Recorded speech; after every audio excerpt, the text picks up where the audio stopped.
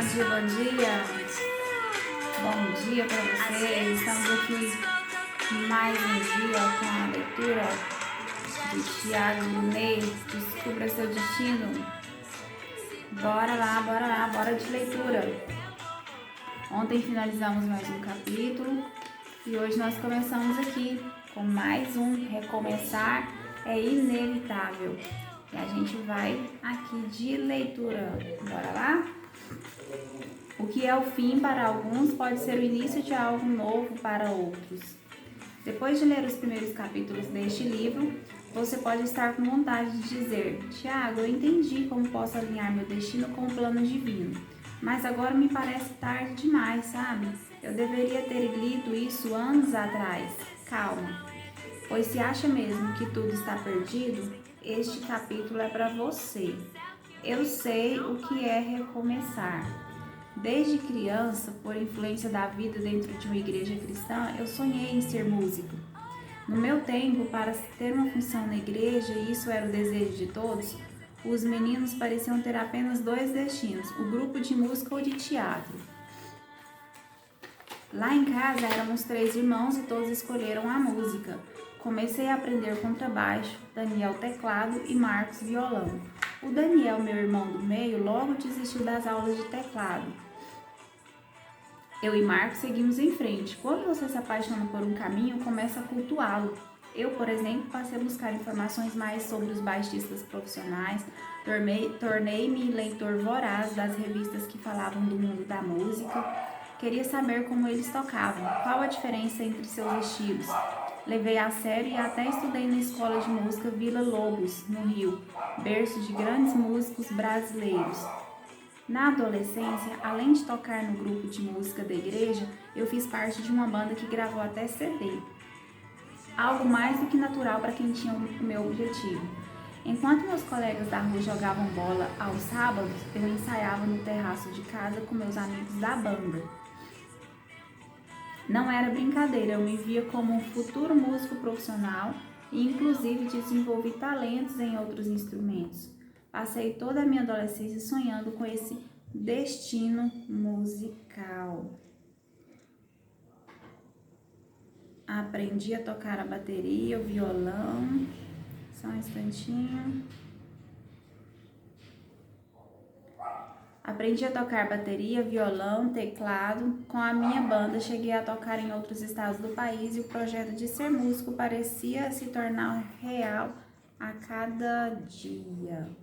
No período entre a adolescência e a juventude, experimentei uma evolução na minha, digamos, carreira musical. Comecei a produzir e a gravar com outros músicos e consegui um emprego num estúdio super conhecido. Para um músico, isso é demais. Poder trabalhar dentro de um estúdio e gravar suas próprias músicas era um sonho realizado. Além disso, participei da gravação de grandes artistas da música brasileira. Só que apesar dessas conquistas, a carreira não tinha deslanchado como eu precisava. Percebi que era bom no que fazia, mas havia inúmeros músicos melhores do que eu. Vencer ali seria difícil. No entanto, eu segui forçando a barra e só caí na real quando comecei a pensar em casar. Como eu poderia sustentar uma família levando a instável vida de músico? Pois era assim, quando me contratavam para fazer arranjos para um CD, eu ganhava algum dinheiro. Quando me chamavam para tocar na apresentação de algum cantor, eu era remunerado de alguma forma. Mas e quando esses convites não chegavam? Eu não era conhecido como um músico e definitivamente não era um especialista no ramo. Vivia entre períodos de ter pouco e de vacas magérrimas. Foi quando eu tive a chance de ficar um tempo na Suíça, o lindo país europeu. Aproveitei a oportunidade de ir servir uma igreja local como músico. Deus estava conspirando a meu favor, me mostrando novos caminhos e possibilidades, mas naquele tempo nem percebi isso. Lá eu produzi o CD de uma igreja e toquei em várias faixas. Era uma realização e tanto, produzir um disco na Europa. Mas quando voltei, não suportei o contraste das realidades. A grana que ganhei lá fora acabou rapidamente e eu me vi tendo que lutar mais uma vez para ter dinheiro. A instabilidade da vida de músico ameaçava meu grande sonho do momento, casar com Giannini. Eu precisava de um salário fixo para pagar as contas sem passar sufoco. Não podia mais ficar esperando alguém me chamar para uma gravação ou para um show. Foi difícil, muito duro, mas decidi aos 20 anos enterrar o meu sonho musical. Eu era bom músico, mas não o melhor para ser contratado a todo tempo, entende? Apaixonado pelo sonho de ser músico profissional, mas entendi que ele havia desafinado. Nesse ponto de minha vida, eu me apeguei a outra paixão, o turismo. Essa nova paixão só foi possível porque, como músico, fui passar um tempo na Europa. Caro leitor, nada é por acaso, somos alvos de uma conspiração divina, de um plano transcendental. E esse tempo que passei na Suíça me abriu os olhos, pois pude viajar por quase toda a Europa e conhecer várias culturas. Percebi que podia trabalhar com turismo, indicar lugares e compartilhar minhas experiências. Eu já estava me virando bem no inglês, espanhol e italiano. Me animei pela carreira no turismo. Tinha outra coisa boa para esse ramo. Por causa das relações que fiz nas igrejas, com as bandas musicais e empresários, eu conhecia muita gente, muitas pessoas para quem eu poderia vender pacotes de viagens, e foi exatamente o que fiz. Consegui uma vaga de freelancer numa agência de turismo e passei a oferecer viagens a quem eu conhecia.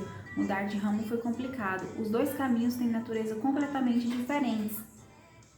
Num eu tocava música e recebia um pagamento, no outro eu tinha que oferecer produtos. Mas eu aprendi a ser um vendedor de viagens, tanto que tempo depois fundei minha própria agência de turismo. No voo da vida, não confundam escala com destino. Foi com muito esforço e determinação que consegui recomeçar minha vida profissional. O músico saiu de cena e deu a vaga ao profissional de turismo. Fui muito feliz naquele período, conheci lugares e pessoas incríveis pelos países que passei. Quando eu era músico, eu me preocupava se teria algum convite para o fim de semana, mesmo que fosse para tocar no bairro vizinho. Como agente de turismo, eu me acostumei a cruzar fronteiras. Num dia eu estava almoçando em Roma, por exemplo, no outro guiando um grupo por Israel. Foi do tipo um upgrade, mas ainda não era meu destino final, era apenas mais uma parte do caminho. Mas, como já contei em outros livros, ser agente de viagem ou empresário de turismo também não era o meu futuro, e depois de uma queda financeira e emocional, eu tive que recomeçar outra vez para chegar onde estou. Aprendi muito com essa experiência, muito mesmo. Hoje eu entendo que o recomeço é a única chance de viver nosso destino profético.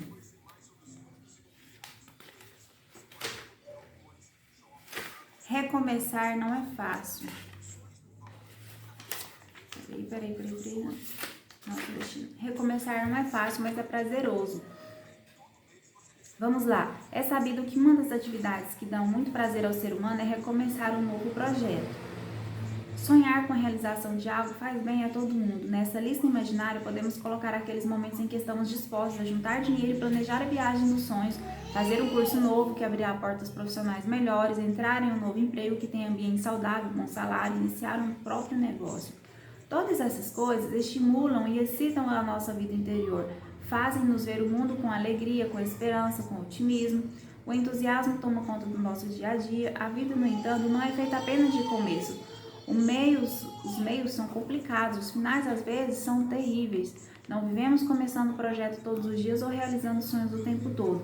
Pior, nem tudo acontece na nossa vida como foi planejado, é ou não é? O fluxo ideal de acontecimentos seria esse: começo, crescimento, sucesso e final feliz. Mas não é assim que a vida funciona, ao menos não para todo mundo. Talvez uns digam: na minha vida nada dá certo. Meu Deus, como eu queria que tudo fosse vitória e crescimento. Ou, você não sabe o que eu passei.